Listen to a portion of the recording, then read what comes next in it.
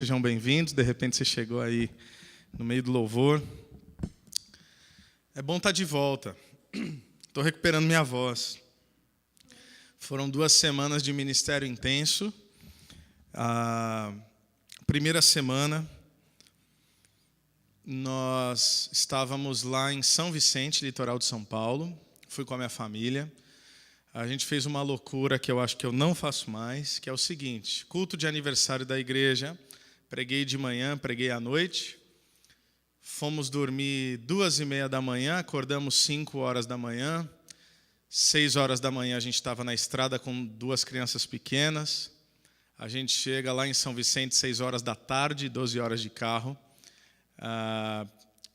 Tomei banho, engoli alguma coisa, fui para a igreja, ensinei lá das 7h30 às 10h30, quase virado.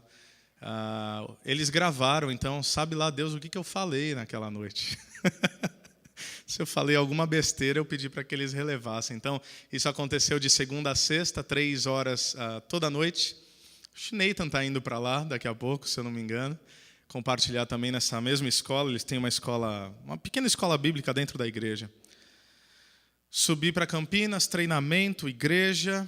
E depois participamos, não apenas eu, mas daqui fui eu, o Nathan, o Marcelo, o Marcos, o Tiago, o Carlos, a Aline, acho que é isso, né, Nathan? Então fomos com uma equipe lá para a conferência do CTPI. CTPI significa Centro de Treinamento para Plantadores de Igreja. Então é a maior conferência para pastores e líderes nessa área, tá, de plantação e revitalização de igreja. E Deus realmente tem assim nos dado como igreja uma oportunidade incrível, porque não apenas nós participamos lá, mas eu tive o privilégio de ser um dos preletores ali daquela conferência, mais de 1.500 pastores e líderes, fora a equipe, 1.700 pessoas envolvidas, algo incrível, né? Acho que de quem estava lá, só o Nathan agora no culto da manhã, e ele pode confirmar isso. Realmente fomos muito ministrados por Deus. E aí no fim de semana estava ministrando também, auxiliando os irmãos lá em Campinas. Finalmente aqui estou de novo. E é muito bom sempre estar com vocês. Muito bom voltar para casa. Muito bom saber que Deus pode nos usar para fora. E esse é o propósito, né? Mas é bom estar em família. E é assim que eu me sinto sempre que eu estou aqui. Nós vamos voltar para Gálatas, já faz algum tempo. Então eu quero convidar você a abrir lá na carta de Paulo aos Gálatas, capítulo 5, a partir do versículo 26. Gálatas, capítulo 5, a partir do versículo 26. O último versículo desse capítulo. E eu convido você à leitura até o versículo 10 do capítulo 6. Então, 5:26 até o versículo 10 do capítulo 6. A palavra de Deus diz assim: não sejamos presunçosos, provocando uns aos outros e tendo inveja uns dos outros. Irmãos, se alguém for surpreendido em algum pecado, vocês que são espirituais deverão restaurá-lo com mansidão. Cuide-se, porém, cada um para que também não seja tentado. Levem os fardos pesados uns dos outros e assim cumpram a lei de Cristo. Se alguém se considera alguma coisa, não sendo nada, engana-se a si mesmo. Cada um examine os próprios atos e então poderá orgulhar-se de si mesmo, sem se comparar com ninguém, pois cada um deverá levar a própria carga. O que está sendo instruído na palavra, partilhe todas as coisas boas com quem o instrui. Não se deixem enganar, de Deus não se zomba, pois o que o homem semear, isso também colherá. Quem semeia para a sua carne, da carne colherá destruição, mas quem semeia para o Espírito, do Espírito colherá a vida eterna. E não nos cansemos de fazer o bem, pois no tempo próprio colheremos, se não desanimarmos. Portanto, enquanto temos oportunidade, façamos o bem a todos, especialmente aos da família da fé. Vamos orar? Senhor Deus, mais uma vez nós te pedimos que o poder do Teu Espírito Santo possa invadir nossas mentes e corações através da Tua palavra. Nós estamos aqui, Deus, prontos para Te ouvir, prontos para ser transformados pela Tua palavra. Nós estamos aqui profundamente conscientes de que se não for o teu Espírito soprar sobre as nossas vidas e se não for a tua palavra, a verdadeira regra de vida e prática da nossa história, nós estamos completamente perdidos. Nós entendemos, Deus, que com os dilemas dessa vida, com as dificuldades que nós enfrentamos, ou como falávamos aqui na semana passada, das tempestades que vêm diante de nós, se não for a nossa fé, e a fé que é pautada na pessoa de Jesus Cristo, nós não conseguimos dar sequer mais um passo. Mas é o Senhor que tem nos sustentado, é o Senhor que tem sido fundamento, é o Senhor que tem sido rocha inabalável para os nossos pés. E é o Senhor que tem nos impulsionado não apenas a uma vida de preservação, mas a uma vida de entrega. A uma vida que compreende que só faz sentido viver quando nós vivemos de modo a absorver e a compartilhar as virtudes de Deus na nossa vida. Nós oramos para que isso seja verdade também nesse momento, fale profundamente conosco. No nome de Jesus. Amém. Amém. Não há como eu voltar a esse púlpito e a essa igreja sem fazer no mínimo menção de algo que nos sensibilizou a todos nessas últimas 2 semanas. Uma tragédia bateu à nossa porta.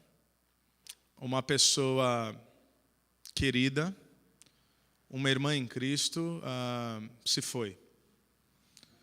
Antes de eu falar qualquer coisa, mesmo estando longe, eu não posso expressar em palavras o quanto eu fui abençoado em simplesmente ouvir que nesse momento de dor, o quanto vocês foram igreja. Eu ouvi de coisas incríveis. Eu ouvi de pessoas que não saíram do lado da família. Eu ouvi de pessoas que passaram a noite em claro no velório. Eu ouvi de pessoas que se prontificaram a cuidar, a cozinhar, a cuidar de filhos, a correr atrás de papelada, a fazer todas as coisas. Eu poderia falar muito mais sobre isso, mas eu vou determinar isso, afirmar isso em uma frase. Isso é ser igreja. E é disso que o Paulo vai falar nesse texto. Pensei, Deus, eu estou 2 semanas fora. Uma tragédia bateu à nossa porta. Que palavra eu vou trazer? E aí eu volto para Gálatas. E na soberania de Deus, não apenas uma continuidade de um livro que nós estávamos estudando, mas esse texto de Gálatas resume o que significa ser igreja. Eu dei o título para essa mensagem de uma espiritualidade, e acho que essa palavra não existe, talvez eu tenha criado, não sei, mas uma espiritualidade outrocêntrica. O que isso significa? Significa que a cultura e a sociedade vivem de modo egocêntrico. Significa que tudo nas nossas vidas nós pensamos nos nossos direitos. Nós pensamos nos nossos desejos, nos nossos apetites, nos nossos sonhos, nas nossas vontades, naquilo que a gente sente. O Evangelho nos empurra para fora. O Evangelho, ele não se manifesta no egocentrismo. O Evangelho é amar a Deus e amar o próximo. Isso é o Evangelho. Quando um povo se move em prol do outro, de modo altruísta, o contrário do egocentrismo, de modo a, como diz o texto aqui, levar os fardos pesados uns dos outros, não se importando consigo mesmo, saindo da sua zona de conforto, perdendo o sono, perdendo tudo quanto possível. Aí nós vimos o Evangelho se manifestar. É disso que o Paulo está falando aqui. E é por isso que eu não apenas dou continuidade ao estudo de Gálatas, mas dou continuidade a esse estudo, compreendendo que Deus, na sua soberania eterna, nos permitiu o privilégio de olhar para esse texto essa manhã. Na nossa última reflexão, eu gostaria de lembrar que nós falamos sobre o fruto do Espírito. Nada mais oportuno, porque lá nós já afirmamos que fruto é algo que Deus gera em nós para o benefício do próximo. Se você estava aqui, você vai se lembrar disso. Quando uma árvore frutífera dá frutos, a árvore não é beneficiada. Quem é beneficiado é quem passa e colhe desse fruto. Essa é a nossa vida impulsionada pelo Espírito Santo. Tudo que Deus gera em nós, Ele gera através de nós, para o benefício de quem está ao nosso redor. E agora o Paulo vai demonstrar como esse fruto que é gerado por Deus em nós afeta os nossos relacionamentos. Por 5 capítulos, nós falamos de modo mais teológico aqui. Nós lemos o apóstolo Paulo, porque esse foi o seu propósito, trabalhar a ideia da justificação pela fé. Que a salvação é pela graça apenas. Que não há obra que possamos fazer que nos faça merecer a salvação. Que não há nada que possamos fazer que Deus nos ame mais, e não há nada que possamos fazer para que Deus nos ame menos, porque Deus enviou o seu Filho para morrer na cruz por nós, ressuscitar no 3º dia e pagar a penalidade, tirar a culpa que pairava sobre nós. Esse é o Evangelho, e a justificação é pela fé, ou seja, não por aquilo que fazemos, mas se creremos ou não na obra redentora do seu Filho. Agora, como o Evangelho afeta o nosso dia a dia? Como o Evangelho afeta o nosso convívio com o próximo? Porque uma vez que o Paulo já provou que nós somos salvos pela graça e não pelo mérito, a gente não pode esquecer disso, ele também vai mostrar que a graça é muito mais do que um conceito. Em outras palavras, é diante de tudo que Deus fez por nós e em nós. Agora, quais as evidências de que a graça de Deus realmente nos alcançou? Como essa graça se traduz no nosso dia a dia? Olha o versículo 26 do capítulo 5. Não sejamos presunçosos, provocando uns aos outros e tendo inveja uns dos outros. Paulo ele vai lançar aqui um dos argumentos que vão servir de base para todos os nossos relacionamentos. Em uma palavra, humildade. Humildade. Porque humildade é o oposto de provocações, que no original aqui significa literalmente disputas. Então o Paulo está falando, não sejam presunçosos, disputando uns com os outros, e não sejam presunçosos tendo inveja. Inveja no original aqui é literalmente se comparando uns com os outros. Então o oposto disso seria, sejam humildes, não vivam suas vidas a partir de disputas ou de comparações. Ou como John Stott afirmaria, a provocação, ela vem a partir de uma consciência de superioridade. Então, aquele que se acha melhor que o outro, provoca. Aquele que se acha superior ao outro, fala, olha para mim e veja em mim aquilo que você não é. Veja em mim aquilo que você não tem. Essa é a base da provocação, uma consciência de um sujeito que se sente superior ao outro. Mas o oposto também é verdadeiro. Porque as comparações, as invejas, vêm como uma consciência de inferioridade. Você já viu um falso humilde? Gente que fala baixinho, que abaixa a cabeça, que parece inofensivo, mas profundamente orgulhoso. Até porque a própria falsa modéstia, ela é falsa humildade. Por exemplo, pessoas que não sabem receber um elogio, tá? E eu confesso, eu tive que aprender, eu não tinha facilidade, sabe? Ainda é desconcertante, acho que para todos nós é desconcertante quando alguém fala algo bom de você na sua frente.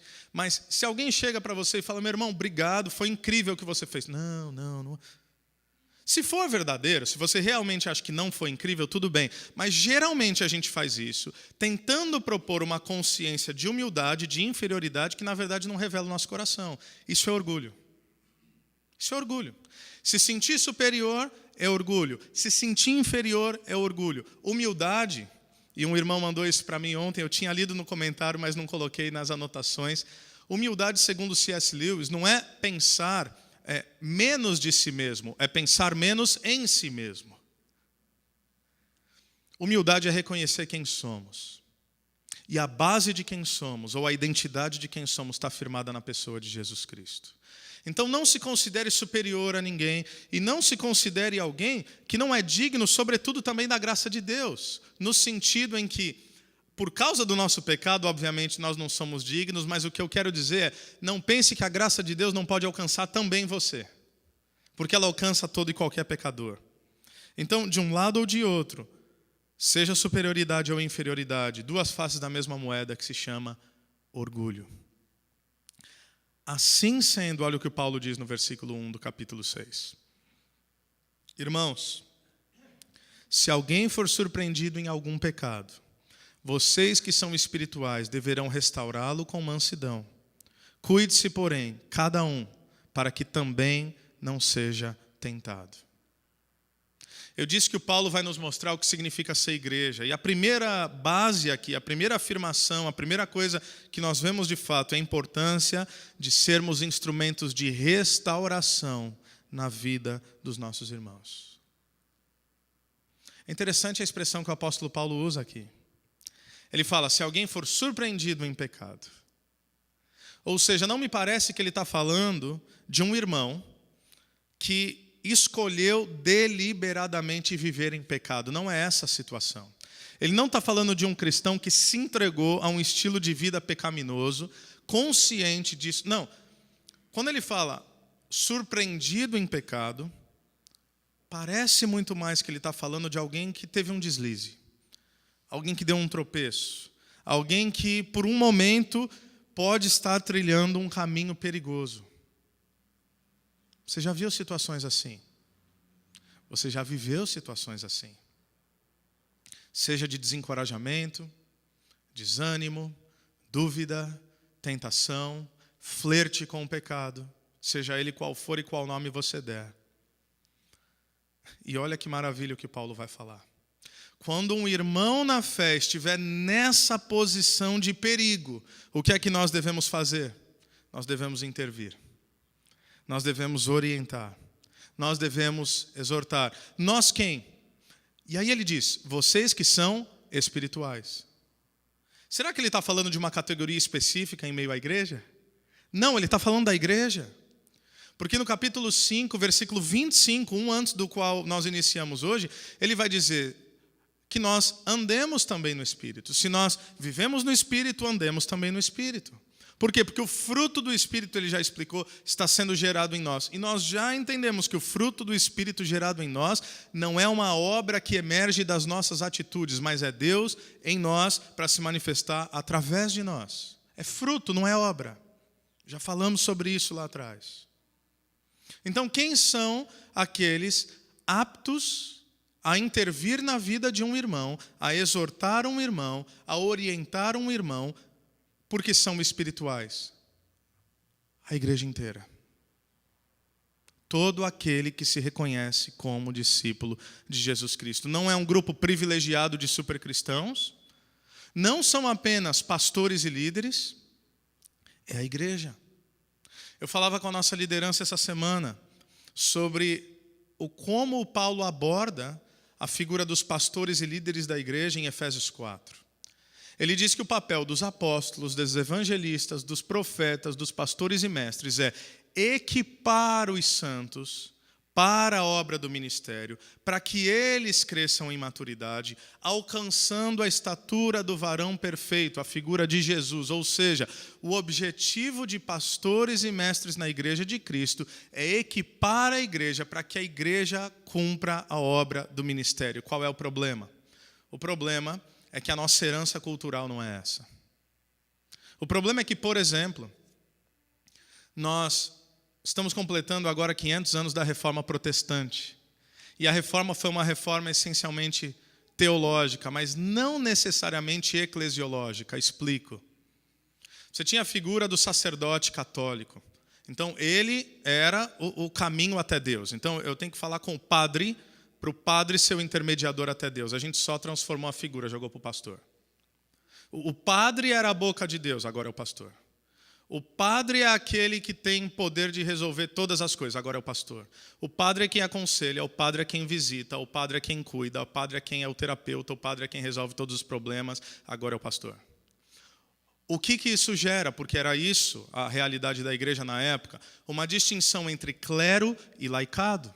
E aí a gente esquece o que Pedro falou lá no primeiro século, na sua primeira carta, capítulo 2, quando ele diz que vocês são sacerdotes. Porque aí nós fazemos uma distinção de quem são os profissionais da fé e de nós, réis mortais.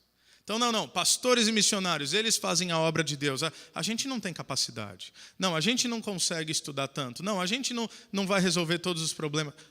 O Paulo está quebrando brutalmente essa ideia. O Paulo está dizendo que cada cristão é um sacerdote. O Paulo está dizendo o seguinte, que quando algum irmão na comunidade for surpreendido em pecado por alguma realidade, a igreja deve se mover. O irmão deve chegar com qual propósito? O propósito da restauração. E eu amo a expressão que ele utiliza aqui.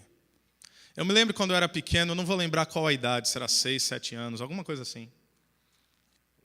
E eu fui passar o ano novo, eu sou nascido e criado em Santos, fui passar o ano novo, se eu não me engano, em Osasco, com amigos da família. Noite de ano novo, sim, criança é assim, né? É Natal, é ano novo, é aniversário. Então, noite de ano novo eu me quebro. Quebrei o braço. Né? As crianças se quebram nas férias, se quebram assim. Não tem um momento certo para se quebrar, mas a gente escolhe os piores momentos para se quebrar. Então, ano novo, Réveillon, não tem médico quase. Aí eu me quebro. Aí me levaram lá num posto, tal, olharam, aí o cara engessou. Eu não sabia que estava quebrado, meus pais não sabiam que estava quebrado, engessou. Passou alguns dias, voltei para Santos. Minha avó materna, quem conhece, super coruja, eu pequeno.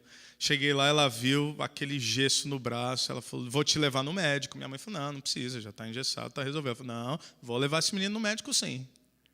Foi lá, me levou no médico, na manhã seguinte. Quando nós chegamos lá, levou num excelente médico em Santos, tirou o gesso, meu braço estava gangrenando. Sabe o que é gangrena, né? Ele olhou e falou, vó, ele está em jejum? Ela falou, tá, não tomou café hoje não. Por quê? Então, porque a senhora vai fazer o seguinte, a senhora vai para casa agora, pega uma muda de roupa dele, ele já vai ficar aqui, a gente vai ter que intervir, vai ter que mandar para o centro cirúrgico.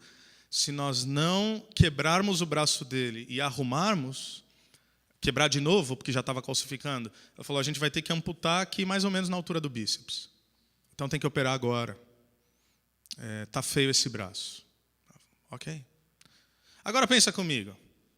Quais opções nós tínhamos? Uma opção, quebrar de novo, gerar desconforto, ficar internado, gerar custo, gerar dor. Ou a outra opção seria deixar e lidar com as consequências depois. Qual das duas você escolheria? É meio óbvio, não é? É disso que o Paulo está falando. Literalmente a palavra restauração, quando ele usa aqui no original, catartizo, significa colocar um osso no lugar. O que o Paulo está dizendo é que quando um irmão tiver com problemas, quando um irmão for surpreendido em pecado, nós que somos espirituais, para restaurá-lo, para curá-lo, nós devemos trazer sim algum desconforto. Sim, pode gerar alguma dor. Sim, pode gerar alguma coisa ali que não seja tão agradável, mas o propósito é a cura. Nós temos uma outra coisa, e aí é na nossa cultura brasileira. Nós somos melindrosos. Se alguém discorda de nós, nós tomamos como ofensa pessoal. É verdade ou não é? Alguns mais ou menos, mas a verdade é essa. Nós não toleramos discordância. Isso é orgulho, por isso que o Paulo começa falando disso. Provérbios fala que boas são as feridas do amigo, mas os beijos do inimigo são enganosos. Sabe o que é a comunidade de Cristo? É um povo que se exorta em amor, para ser instrumento de restauração e cura um na vida dos outros. Tem que haver humildade para aquele que intervém, é isso que o Paulo vai dizer, não é para ser judicioso, não é para apontar dedos, é em amor, é em mansidão, ele diz, essa exortação é feita em mansidão, mas tem que haver humildade de quem recebe também isso. A gente não consegue ouvir críticas. A gente não é capaz, nós não somos capazes de ver alguém olhando para nós e dizer, meu irmão, você está errado. Foi libertador para mim, na minha vida e ministério, compreender que a maneira como eu posso te ajudar não é te dizendo o que você quer ouvir, mas o que você precisa ouvir. E depois a escolha é sua. Diante da verdade exposta a nós, a gente tem duas opções: acatar e saber que o irmão nos ama e por isso está tentando nos restaurar, ou romper a relação. Muitas vezes é o que nós fazemos. Ouvi de um amigo pastor certa vez que disse: eu não acredito em crítica construtiva. Falei: é mesmo? Mas quem você ouve? Não ouço ninguém. Falei: peraí, você está me dizendo que a tua consciência é o teu critério de decisão? Você não ouve ninguém? Assim, ninguém mesmo? Não ouço, não acredito nisso, eu ouço Deus. Falei: meu amigo, esse papo de eu ouço Deus, você vai se lascar, viu? Porque Deus também fala através dos irmãos. E aí ele vai trazer isso como base, e olha o que ele diz no versículo 2. Levem os fardos pesados uns dos outros, e assim cumpram a lei de Cristo. Se alguém se considera alguma coisa não sendo nada, engana-se a si mesmo. A importância de sermos suporte um na vida dos outros. Confrontar alguém no seu erro é também uma maneira de levar os fardos uns dos outros. Mas em outras circunstâncias, o que é levar os fardos? É se solidarizar, é literalmente permitir ao outro que ele continue caminhando. Eu gosto muito de um filme, eu e minha esposa, uma trilogia, na verdade, que agora são 2 trilogias. Hexalogia, será que existe essa expressão? Senhor dos Anéis. E existe no último filme do Senhor dos Anéis uma cena clássica, porque antes tinha esses companheiros, o Frodo e o Sam. E aí o Frodo está carregando um anel, não sei quem conhece a história, o anel do poder. E aquele anel vai drenando e vai consumindo o cara. O Sam, que é o amigo dele, vira para ele e fala: Frodo, deixa eu carregar o anel, mas o anel tá meio que possuindo o Frodo. E ele acha: não, você vai querer roubar o anel, sai daqui, não deixa ele carregar o anel. E pronto, e vai lá. Mas aquele anel era o Frodo que tinha que carregar. A gente já vai falar mais sobre isso. Que nós levamos os fardos uns dos outros, mas nós temos as nossas próprias cargas. Era o Frodo que tinha que carregar, era a tarefa dele. E aí no final, perto da montanha solitária, que é onde o anel deve ser destruído, o Sam olha para o Frodo cai. Ele está ali, perto, mas ele cai, ele não consegue dar mais nenhum passo. O Sam olha para ele e fala: Frodo, eu não posso carregar o anel por você, mas eu posso carregar você. Ele pega o Frodo, é uma cena épica, é um clímax ali. Ele pega o Frodo, ele põe em cima do ombro e ele começa a carregá-lo montanha acima, vulcão acima, até que eles cumpririam o seu propósito. A consciência da igreja é que tem fardos específicos para cada um.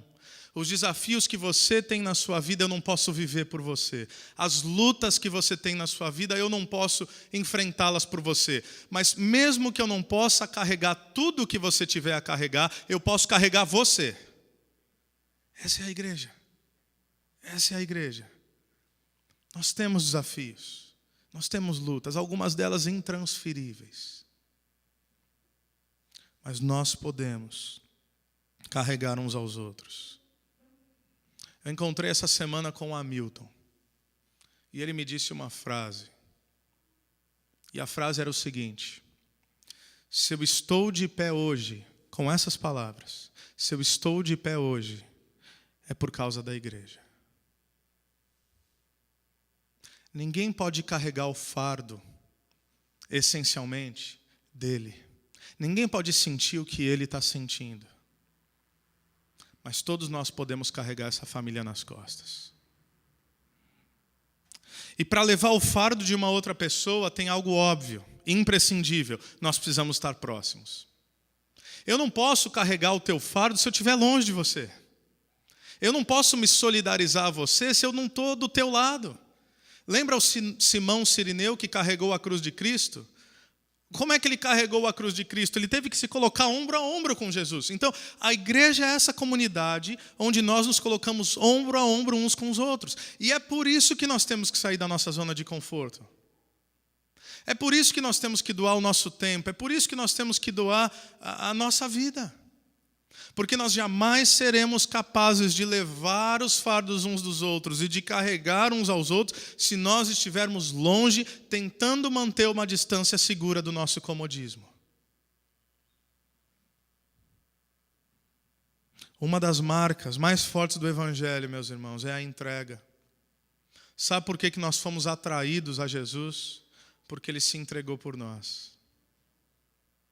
Interessante que o que nos atraiu em Jesus não é o seu poder. O que nos atraiu em Jesus é o seu amor. Pelo seu poder, Ele poderia nos forçar a estar perto dEle. Mas Ele não usa do seu poder. Na verdade, Ele se esvazia de todo o seu poder. Ele se esvazia de toda a sua glória. Filipenses 2 vai dizer. Para quê? Para nos conquistar voluntariamente pelo amor, manifesto através da entrega. Colossenses 1, versículo 24, o apóstolo Paulo diz o seguinte: agora me alegro em meus sofrimentos por vocês e completo no meu corpo o que resta das aflições de Cristo. Olha isso. Completo no meu corpo o que resta das aflições de Cristo, em favor do seu corpo, que é a igreja. O que o Paulo está dizendo é o seguinte: eu sofro pelos filhos de Deus. Eu sofro pelos meus irmãos. Eu sofro pelo corpo de Cristo, que é a igreja. Nós carregamos as aflições em prol do corpo de Cristo. A dor do outro tem que doer em nós. Se não for assim, nós não compreendemos uma das essências do Evangelho. E é aí que o Cristo que vive em nós é percebido através de nós. Você se lembra de Jesus em Mateus 9, versículos 36 a 38? O texto diz que ao ver as multidões, Ele teve compaixão delas. Algo no seu íntimo se revirou. Essa é a ideia. Porque estavam aflitas e desamparadas, como ovelhas sem pastor. Então disse aos seus discípulos. Então veja, primeira observação: tem gente no mundo perdida. Essa é a observação que Jesus faz, e é a observação que nós também temos que fazer. Não apenas a observação, mas isso deve mexer conosco como mexeu com Jesus. A ideia de compaixão é de revirar-se nas entranhas. Eu vejo, percebo, isso me afeta.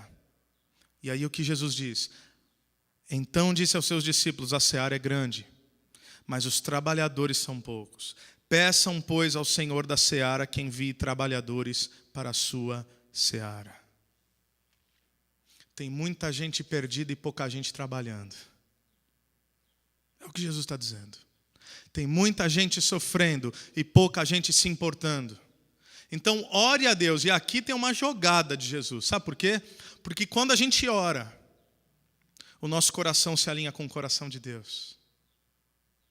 Se eu não vivo uma vida de oração, o projeto de Deus, o coração de Deus, não estará transbordando a partir do meu coração. É através da oração, quando eu começo a falar: Deus, faz alguma coisa, Deus, faz alguma coisa, Deus, aquele meu familiar que não te conhece, Deus, aquela pessoa que sofre com aquela doença, Deus, aquele menino que está vivendo em situação indigna à vida humana. Eu começo a orar pedindo para Deus enviar alguém, e no meio da oração, o que eu percebo? Que o meu coração passa a se voltar para aquilo.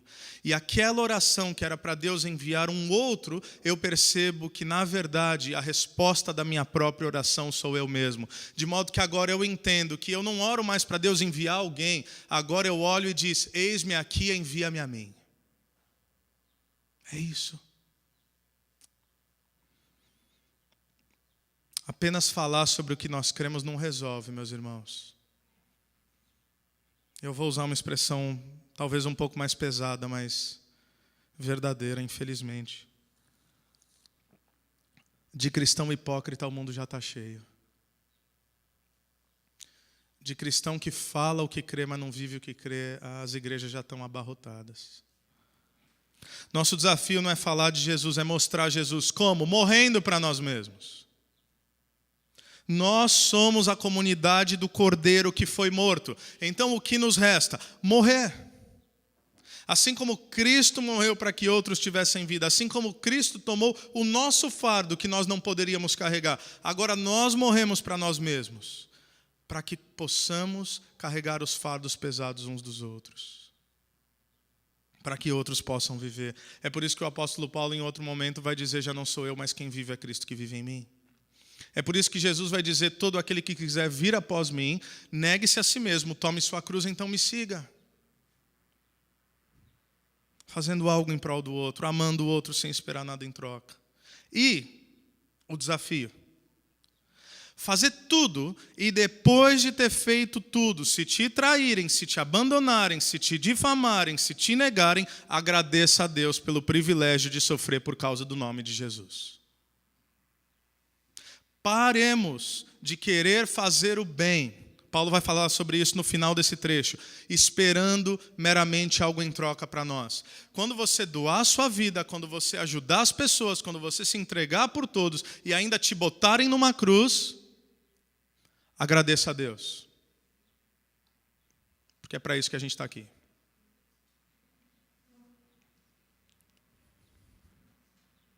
Não estou dizendo que é fácil. Eu sei que não é.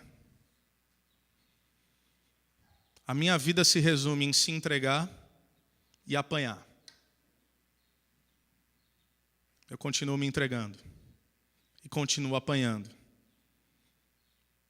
E continuo entendendo que essa é a vida que Deus tem para todos nós. Porque é isso mesmo. A gente segue o cordeiro que foi morto. Então, para onde é que a gente caminha? A gente caminha para a cruz. Cada um examine os próprios atos. E então poderá orgulhar-se de si mesmo sem se comparar com alguém, pois cada um deverá levar a própria carga. Paulo, você está se contradizendo? O que ele está falando de modo resumido é a importância de sermos conscientes de quem somos em Deus. Interessante que quando ele fala de levar os fardos dos outros, ele fala de algo gigante. Mas quando ele fala de nós levarmos a nossa própria carga, a ideia é uma mochilinha. Então, cada um de nós tem um desafio. Cada um de nós, para usar uma terminologia que nós usamos por aí, cada um tem sua cruz para carregar. Não é isso? Mas é interessante que ele fala que o fardo do outro se sobrepõe ao meu. Até porque o meu, se a gente se lembrar de Mateus 11, 28 a 30, Jesus me faz um convite quando ele diz: venham a mim que estão cansados e sobrecarregados e eu vos aliviarei. Venham e tomem o meu fardo que é leve e o meu jugo que é suave. Aprendam de mim que sou manso e humilde de coração. Em Cristo nós encontramos descanso, mesmo quando nos parece que nós não podemos dar nem mais um passo. Versículo 6, o que está sendo instruído na palavra, partilhe todas as coisas boas com quem o instrui. Aqui ele vai falar da importância de sermos generosos.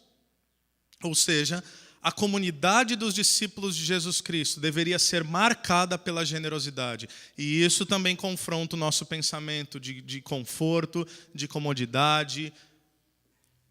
Porque às vezes nós estamos sendo pautados muito mais pela cultura ao redor do que a cultura do reino de Deus.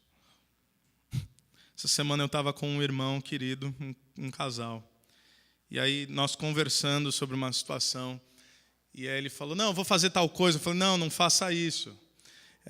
Era algo bom. E aí ele falou, não, eu vou fazer porque cada vez que eu leio a Bíblia, mais eu me pergunto, o que eu estou fazendo aqui afinal? O que eu estou fazendo aqui afinal? Ou seja, o que é essa vida? Se não para ser vivida em prol da eternidade, é o que ele quis dizer.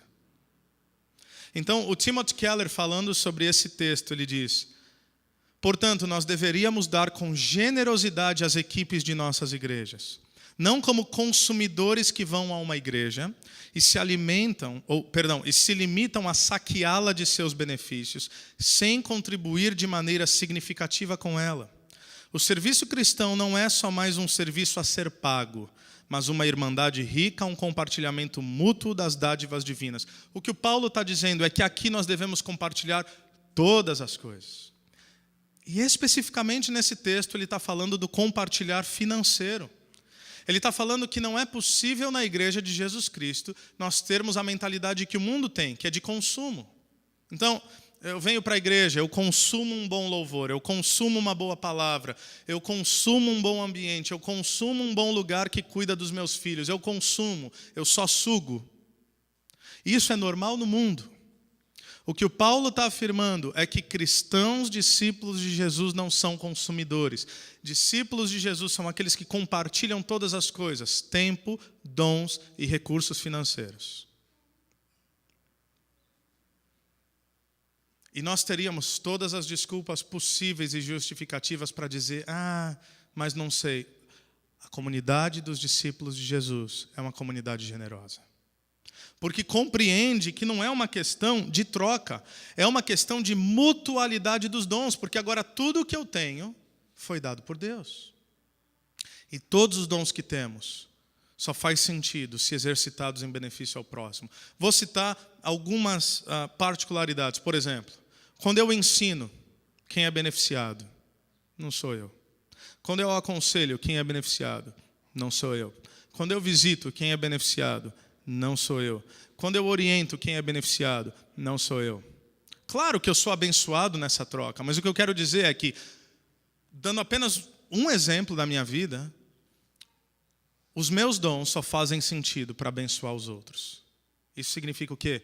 Que os seus dons, tudo que tem na sua vida, no seu coração, nas suas mãos, só faz sentido de existir se for para abençoar outras pessoas e ser usado para a expansão do reino de Deus. É isso. Generosidade. Não se deixe enganar, de Deus não se zomba, pois o que o homem semear, isso também colherá. Quem semeia para a sua carne, da carne colherá destruição, mas quem semeia para o Espírito, do Espírito colherá a vida eterna. Ou seja, a importância de compreendermos as relações de causas e efeitos da vida. Às vezes nós nos perguntamos o porquê algumas coisas acontecem na nossa história. E às vezes nós questionamos Deus. O que o Paulo está dizendo é que algumas coisas são simplesmente naturais. É que em alguns momentos da nossa história, em alguns momentos, não em todos os casos, nós só estamos colhendo aquilo que nós plantamos. E isso nos confronta. Porque é mais fácil quando algo ruim acontece na nossa vida, nós nos perguntarmos, por que o Senhor fez isso? Deus diria, eu não fiz nada. Você está colhendo aquilo que você plantou. Para o bem ou para o mal. E versículos 9 e 10.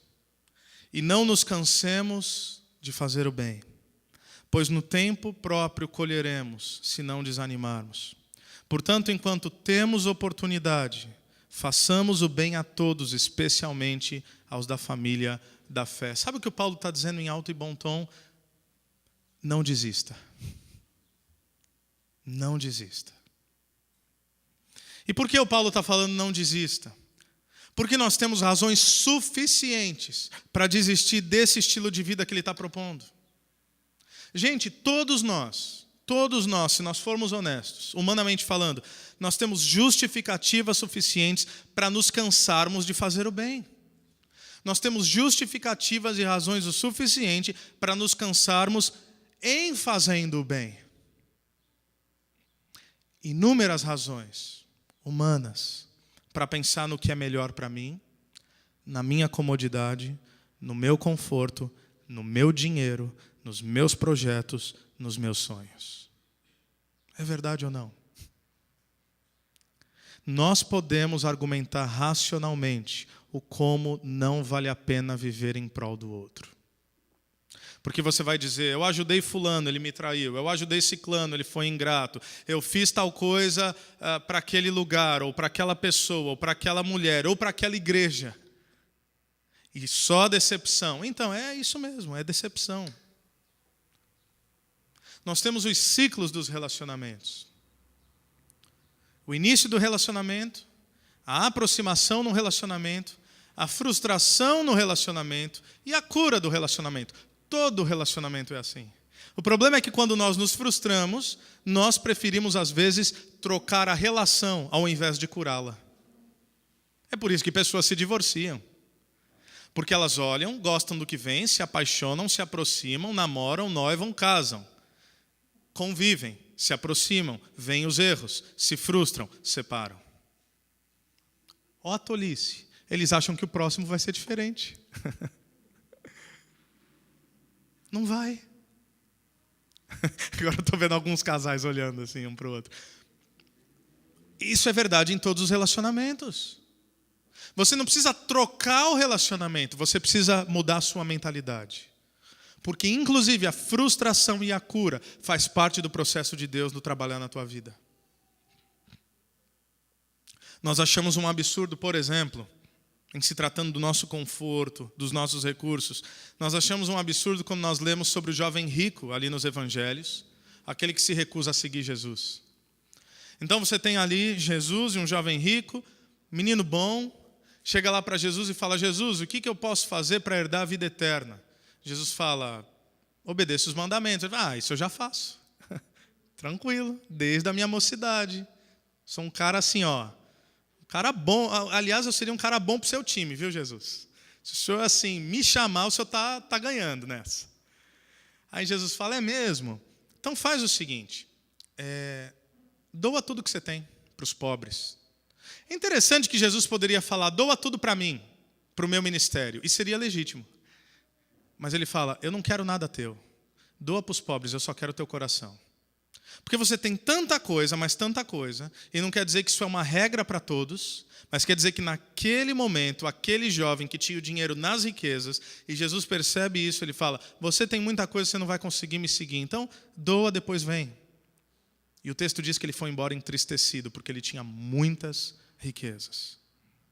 E a gente olha e fala: caramba, esse jovem rico não entendeu nada. Esse jovem rico deveria ter abandonado tudo, porque, meu Deus, o que é mais importante do que Jesus? Até que o seu filho chega para você e fala: pai, estou largando a faculdade. É mesmo, filho? Por quê? Porque eu quero ser missionário. E aí? Seja honesto. O que a gente quer para os nossos filhos? A gente quer que eles entrem numa boa faculdade, a gente quer que eles tenham um bom emprego, que eles tenham uma boa carreira, que ganhem o máximo de dinheiro possível, até para não ficar importunando a gente na nossa velhice. Vai ganhar dinheiro, pelo menos você não enche minha paciência. E a gente acha um absurdo quando isso acontece no nosso convívio. A gente acha lindo quando é filho dos outros. E aí? É porque, na verdade, a gente não entendeu quem é o verdadeiro jovem rico na história. A gente acha que o jovem rico é o jovem que tem dinheiro. O jovem rico é um outro jovem, de mais ou menos 30 anos de idade, que tinha tudo, dono de todo o ouro, de toda a prata, de toda a glória, de toda a majestade, que se esvazia de si mesmo e se faz pobre em prol de entregar-se para a redenção da humanidade. O jovem rico não é o cara que foi embora com dinheiro. O jovem rico é Jesus. De modo que quando Jesus nos pede para nos entregarmos, Ele não está nos pedindo nada que Ele já não tenha feito antes. Quando Jesus fala: me siga, a despeito dos seus sonhos e projetos, só me siga. A gente diria: Jesus, isso é muito difícil. Sabe o que Ele diria? Eu sei. Eu sei. Eu abandonei os céus. Eu abandonei o Pai. Eu abandonei a glória por vocês. Eu sei. Aquele que tinha tudo se entregou para simplesmente obedecer à vontade do Pai. Seguir a Jesus é submeter nossos sonhos e projetos a Deus. Essa é a tônica do Novo Testamento. Semana passada vocês falaram sobre os discípulos em meio à tempestade. Qual é a história dos discípulos? São pescadores que largam suas redes para seguir Jesus. Qual é a história de Levi? É um sujeito que está com a vida garantida. É um cobrador de impostos que abandona a coletoria, ou seja, abandona o funcionalismo público, carreira, aposentadoria em prol de seguir Jesus. Eu não estou dizendo que você tem que abandonar tudo para seguir Jesus, mas eu estou dizendo que diante de Jesus nada pode ser tão importante quanto o reino de Deus. E se necessário, reino de Deus e meus projetos, reino de Deus e meus sonhos, reino de Deus e meu conforto, reino de Deus. Busque, porém, o reino de Deus e a sua justiça em primeiro lugar, e as demais coisas vos serão acrescentadas. Essa é a história da palavra de Deus. Essa é a história de homens e mulheres que foram usados por Deus, e essa é a história que nós temos que viver. Uma dona de casa, um médico, um pedreiro, um arquiteto, um fazendeiro, um bancário, todo aquele que entendeu, como diria um homem chamado Abraham Kuyper, não há um único centímetro quadrado em todos os domínios de nossa existência sobre os quais Cristo, que é soberano sobre tudo, não clame, é meu. E por isso, Paulo diz, não se canse de fazer o bem. Não desanime. Não desista. Porque em tempo oportuno, vou parafrasear o Paulo, você vai perceber que terá valido a pena. Porque o que vale a pena não é essa vida. O que vale a pena é essa vida vivida à luz da eternidade. Quando ele diz façamos o bem, ele está dizendo que o evangelho não é apenas o que falamos. O evangelho se traduz naquilo, ou na forma como vivemos. É na prática. Que nós possamos levar os fardos uns dos outros. Que nós possamos chorar com os que choram. Porque como é que o mundo vai nos reconhecer? Jesus falou sobre isso. O mundo reconhecerão que vocês são os meus discípulos quando amarem uns aos outros. Parafraseando também essa expressão, o mundo vai nos reconhecer quando formos igreja. Quando formos igreja. Uma espiritualidade voltada não para o meu ego, mas uma espiritualidade voltada para o outro. Que Deus nos ajude. Amém? Senhor Deus e Pai, nós nos colocamos diante de Ti, reconhecendo a nossa inadequação, reconhecendo nossos pecados, reconhecendo